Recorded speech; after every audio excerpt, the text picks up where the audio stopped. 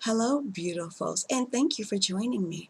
For those that are unaware of who I am, my name is Laresha Kane, and I am the CEO and founder of You Are Not Alone. You Are Not Alone provides divorce, grief, and loss recovery coaching, training, consulting, and facilitation.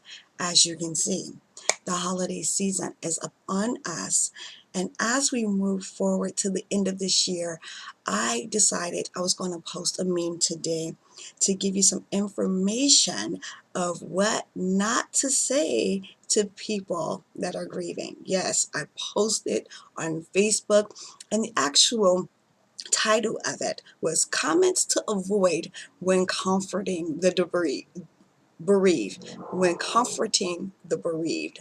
I wrote it down, the steps, and the information so that I would not forget because it is juicy. I'm going to give you a few seconds to get an ink pen, some paper, whatever you need to write these down, because I'm telling you, it is going to be life changing. So I'm going to wait. Okay, time's up. Well, I'm going to give you step number one. Step number one is, I know how you feel. You know, as I coach my different clients, one of the things that they constantly share with me that people always say to them that have lost a loved one, I know how you feel. And I just want to remind you that grief is individualized. Everyone processes grief their own way. The pain, the loss, and all of the emotional stimuli that comes with it. So to say that I understand how you feel is actually inaccurate because, again, grief is individualized. No one person understands or processes grief like the other person. So remember that. That's step number one. Now, number two is they're in a better place. Remember that they are in a better place. Well, you know, I had a client to come see me, and she was looking a little flushed, and I was like, what's going on? And she began to share with me that someone came to her and said that her loved one was in a better place. And it was like, what place is that? And why is it that everyone keeps telling me that they are in a better place? Now, I want to, explain to you that what we may perceive as being comforting and supportive, sometimes the person that is grieving processes these things totally different. And so what comes off from us as comfort may actually be an insult. And so she was frustrated, she was irritated and huffing, and I was like, okay, I want to remind you that that information is not always good to extend. So instead of saying the person is in a better place, just remind them of how much you love them, how much you care for them, and that you are there for them to support them in and through their process. Well, number three, look at what you have left. People always want to remind you of what you have left. You know, we must understand that the person that is grieving totally understands what they have left. They understand that they have the house, the car, the spouse, the children, whatever it is. And that's the last thing that they want to hear. The only thing that they want to hear is that you are there for them, and that you support them, and that you love them. So to say to them, remember what you have, is to actually tell them to forget the person that has passed away, or to forget all the hopes and dreams that they had. So that actually diminishes the value and worth of what the person is saying, but it increases the anxiety, the fear, and the anger within the person that's grieving. So that is not good information to give. All right, number four. It was a part of God's plan. This is another one that people come to me and share with me that people say to them, it was a part of God's plan. To be absent in the body is to be present with the Lord. And I have experienced some clients that's like, what do you mean God's plan? Why didn't nobody tell me? And like I said, what we think is to be comforting and supportive and uplifting, they process and internalize it in a whole different way. So again, instead of saying that, say to them again that I'm here for you, I support you. If there's anything you need, I am here for you. They're trying to, the person that's grieving is trying to process all of this information.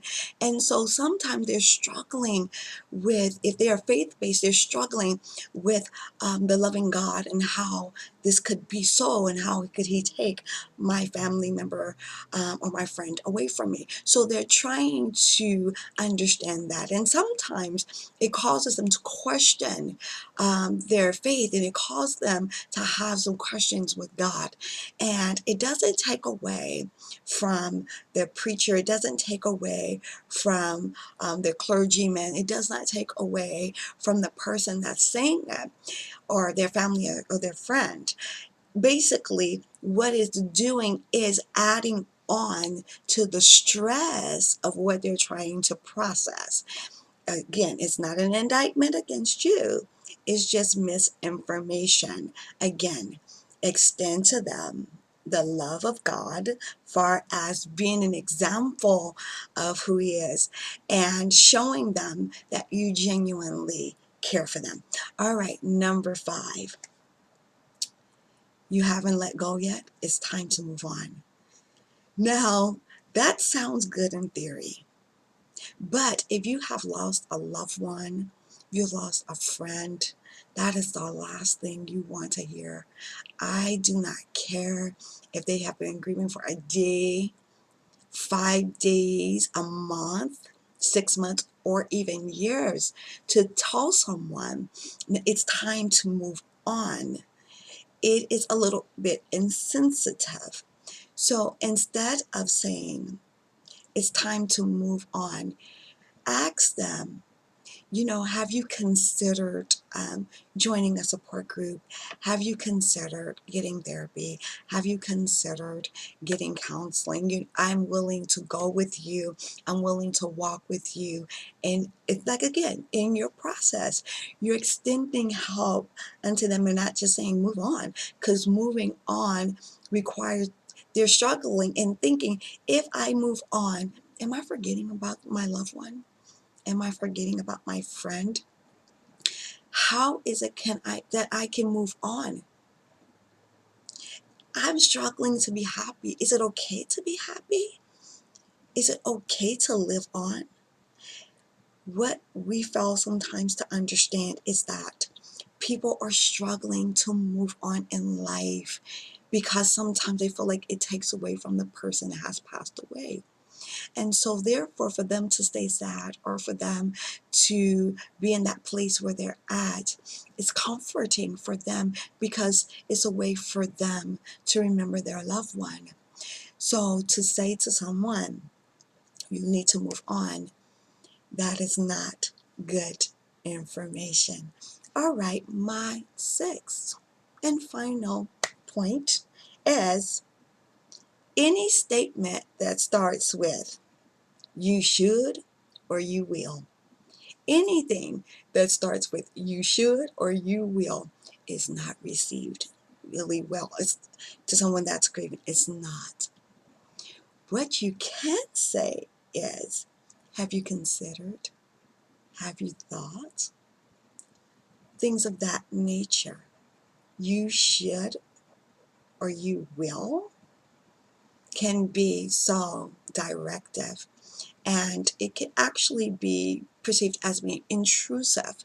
So when you come to them and say, have you considered? So let me give you an example. Someone and still calling that loved one or friend's phone to hear their voice, or they're visiting the grave more than you believe that they should, or they have everything in the room that's still the way the person had it before they passed away. Instead of saying you should or you will, you should move on, or ask them, have you considered starting a scrapbook? Have you considered starting a shadow box? Have you considered donating to someone or to a foundation in their name? It's starting the conversation. It's starting and increasing actually the healing and the recovery process. So when you extend that to someone, it gives them something to think about, and it gives them something to possibly consider doing. I just wanted to take this time to just give you these steps of comments to avoid when comforting the bereaved. I'm telling you, I pray that these steps helped you. I hope that they have given you tools to help you with your loved one or your family member, your friend that is grieving. Know that, again, no grief is the same. The way that I have grieved and the way somebody else process their grief is vastly different. We process things differently. Grief is individualized. And so I just want you to consider that. I want you to think of that. I want you to be mindful of that the next time that you're dealing with someone that has lost a loved one. Well, okay, I'm getting ready to sign off. But if you would like to reach me, I'm on the social media, of course. I'm on Facebook, I'm on Instagram and Twitter. Again, understand that we are our brothers and sister keeper, and that we are stronger together than we are separate. And know that no matter what you're going through today, there is someone that is willing to walk with you in and out of your process. Have a fabulous night. Know that I love you. Be blessed. Bye-bye.